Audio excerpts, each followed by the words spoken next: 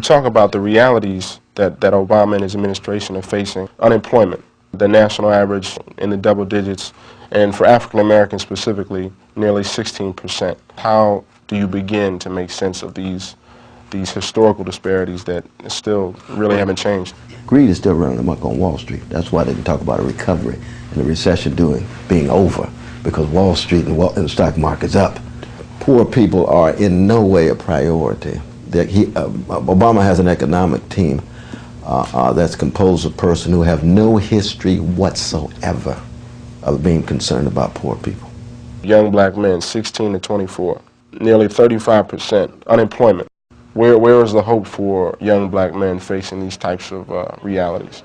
Obama made it clear that when he moved into the White House, and it was a beautiful thing to see he and Michelle and the two precious girls, that he was going to reassure the establishment.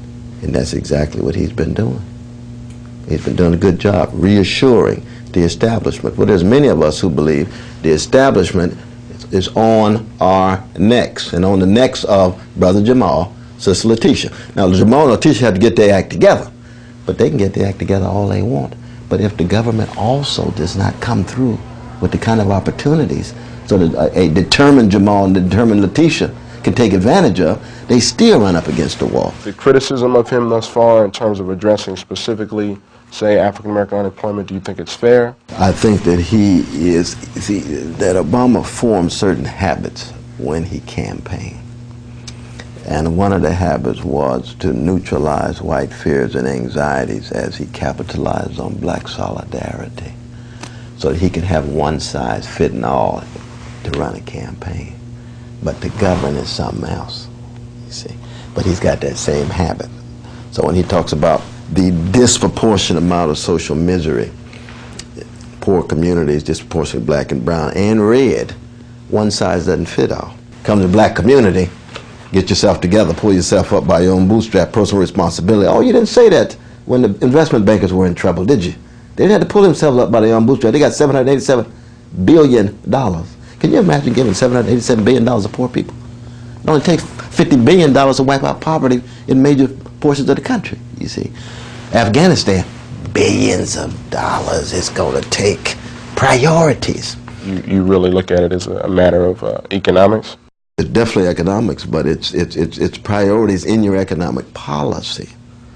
Very much so. Now, that doesn't downplay individual initiative. People still need to get their acts together. But it's just not a matter of an individual initiative. You can have all the individual initiative in the world, but if you live in a hood where bullets are flying, where families are collapsing, where jobs are disappearing, then it's going to be 1 out of 10,000 who do it, the Michael Jordans. It's going to be the Oprah Winfreys, you know, the highly determined, genius-like figures who will get over. But they have many cousins who deserve a fair break, a fair deal. Will those numbers for young black men, 16 to 24, do you see them changing? Do you see them declining? What? They're going to get worse if we don't have a jobs policy.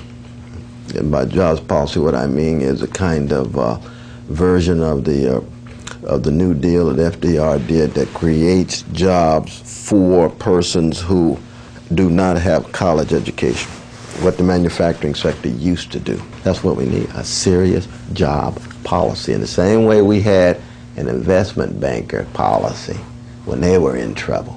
Well, we got brothers and sisters of all colors, disproportionately black and brown and red, who are too big to fail, just like AIG, just like Goldman Sachs or any of the other huge financial institutions that are too big to fail. Well, you know what? My partners are too big to fail. They deserve some help.